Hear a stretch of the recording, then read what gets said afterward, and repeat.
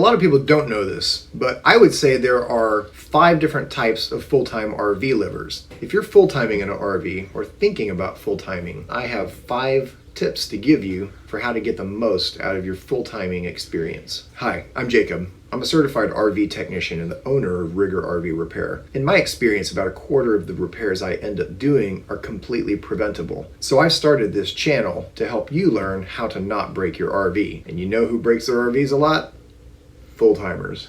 So, what are my 5 tips for full-timers as a technician? Tip number 1 is to buy the right RV. Now this means not only buying quality, but buying the correct type of RV for how you plan to use it. A lot of people don't know this, but I would say there are 5 different types of full-time RV livers. The first type of full-timers is what I would call RV park nomads. They're moving around from RV park to RV park fairly frequently, but they're usually plugged in, not camping off grid. Second category is boondockers, and this would include people living remotely or people that are traveling from location to location. Instead of being plugged in at an RV park, they may overnight at a Walmart or a truck stop or rest areas or anywhere that they can camp for free. Because they're not plugged into shore power, this is a very different type of usage than the RV park nomads. The third type is your classic snowbirds, people who have an RV and they only move it seasonally. They may have just 2 locations that they camp in, so they're not spending as much time on the road as RV park nomads or boondockers, but they're not permanently in one location, which leads me to the 4th category, which would be permanent campers. Permanent campers are someone who has an RV in one location year-round and they never move it. Sometimes they don't even have a tow vehicle to be able to move their RV. 5th category would be migrant workers. Because of the way that their job is structured, they have to go to a location for months at a time, and so it doesn't make sense to get permanent housing there. An RV offers much more flexible housing than renting an apartment. Based on the unique lifestyle that each of these different 5 types of full-timers have, there's different RVs that are better suited for that lifestyle. So for the sake of keeping today's video shorter, I'm actually going to cover what types of RVs work best for these 5 different types of full-timers next week in a separate video. Aside from the different types of RVs that are best for these different full-timers, it's really important to buy a quality RV if you're going to be living in it full-time. Because if this is your full-time house, you really can't afford for it to be stuck in the shop for weeks or months on end. And sometimes that means saving up more money and paying more for an RV so that you get something that will last longer and have less issues. So tip number 2 is really you should buy used, not new. So there's a couple of reasons why you don't want to buy a new RV if you're full-timing. Most warranties actually don't warrant against full-time usage of an RV. And while it's true there are some manufacturers that have a warranty that covers full-timing, most dealers are going to have you go to a particular shop and they're usually very backlogged and it's going to be hard to get priority service covered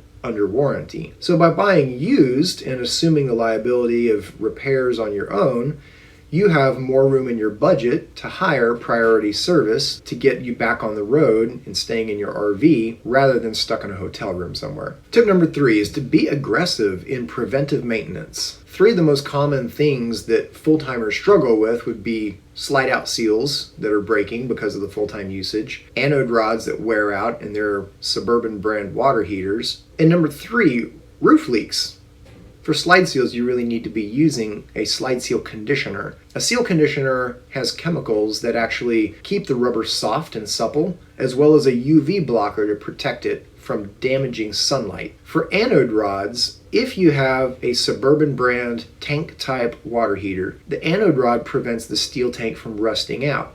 Now, how quickly that rod depletes is based on how many gallons of water go through it. So you can see if you're full-timing, you're going to wear out the anode rod much faster than someone who's camping seasonally. I would recommend draining the tank, pulling that anode rod out, and checking it every 6 months and replacing it if needed. And finally, for the roof, have somebody, yourself or somebody else, physically inspect the roof and reseal any cracks or any holes that are formed. Sometimes tree branches poke holes and you're unaware that there's a leak up there until we already have rot going on in the decking. And of course I'm going to plug my channel here because if you're not subscribed, you should be if you're full-timing, because every day I publish short videos with tips about how to not break your RV. Tip number 4 is to weigh your RV. and be sure that you're not overloading the suspension. I have full-timed myself for 3 years, and I know that the tendency is to just pack as much as you can into every cupboard, every cargo bay, and for me, I like to carry a lot of tools. But the reality is, if you pack your RV too full, you can be damaging the suspension. If you're overloading trailer axles, you can expect broken leaf springs, bent axles, abnormal tire wear. I would encourage you to embrace the minimalism of that small space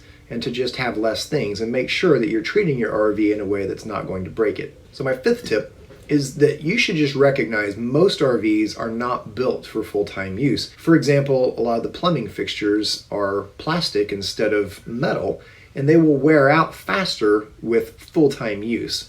So if you have had an RV and been camping seasonally and are now transitioning to full-time living, just be aware that you will be spending more money on repairs, so you should budget accordingly. Be sure to tune in next week for part 2 of this video, where I cover more specifics on what types of campers full-timers should buy for those different categories. If you haven't already, be sure to go to my website and sign up for my email list to get your free Don't Get Stranded checklist. It covers 4 of the most common reasons I get called out to stuck campers and how you can avoid this happening to your rig. So happy camping, and don't break your RV.